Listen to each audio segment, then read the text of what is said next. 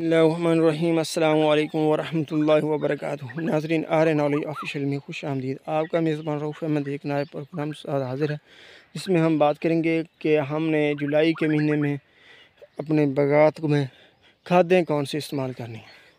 जी हाँ नाज़रीन, जिस तरह दूसरी फसलों की हम खादें इस्तेमाल करते हैं, इसमें बागात में भी खादें इस्तेमाल करनी बहुत ज़रूरी हैं और मुनासिब वक्त पे खाद देना बहुत ज़रूरी है। तो इसलिए इसी सिलसिले में हम आपके लिए साथ ये प्रोग्राम में हाज़िर हैं। जहाँ तक कि खादों का मसला है, तो फास्फोरस की खादें हम पहले डाल चुके हैं और पोटाश की खादें हम पहले डाल चुके हैं। ये अभी उसका वक्त नहीं है, क्योंकि अभी फल में जूस बढ़ना है और फल का हमने साइज़ इंक्रीज़ करना है। तो इसलिए ज़रूरी है कि हम, क्योंकि फल की बढ़ोतरी में जो अहम किरदार अदा करता है वो नाइट्रोजन है।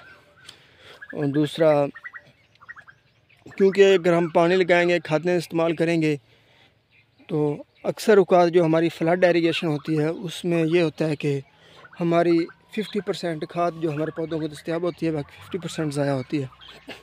लेकिन वही खाद अगर जब हम छट्टे की सूरत में करते हैं तो वो 30% हमारी अवेलेबल होती है और 70% जो है वो ज़ाया हो जाती है। लेकिन अगर हम इसमें सल्फ़र को ऐड करके 2 किलो 3 किलो सल्फ़र को ऐड करके अगर हम इरिगेशन करें, तो पानी में फ्लड करके डालेंगे, तो ये हमारी जो खाद है इसकी अफादियत जो हमारे पौधों को फ़राहम होगी, यानी हमारे पौधों के लिए दस्तयाब हालत में मौजूद होगी, वो 70 से 80% तक हो जाएगी।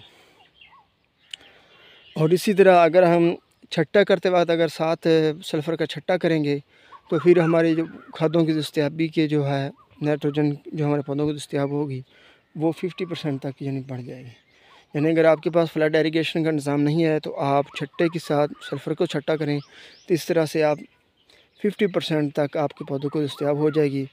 और अगर आप के पास इरिगेशन का यानी फ्लड इरिगेशन का खाद का वो निज़ाम मौजूद है कोई इतना बड़ा मुश्किल काम नहीं है। आपने एक ड्रम लेना है और उसके साथ एक टूटी लगानी है, उसके अंदर पानी में डाल के खाद को हल करके आप डालेंगे, तो इस तरह से यानी आपके पौधों को जो दस्तयाब हालत होगी वो 80% तक दस्तयाब होगी।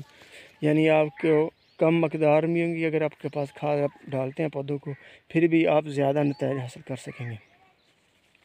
दूसरा, सल्फ़र आप डालेंगे तो आपकी ज़मीन भुरभुरी और नरम होगी, जिससे आपकी ज़मीन में जो है नमी का तनासब यानी बेहतर रहेगा।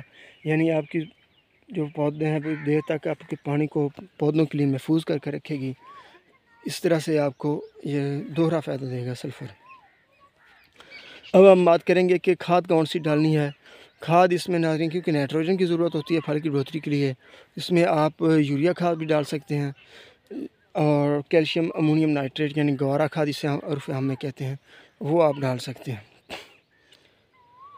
तो अगर आप यूरिया खाद डाल रहे हैं तो आप फ़ी पौधा आधा किलो फ़ी खाद डालें इस महीने में, और आधा किलो हम आगे बाद में किस्त डालेंगे।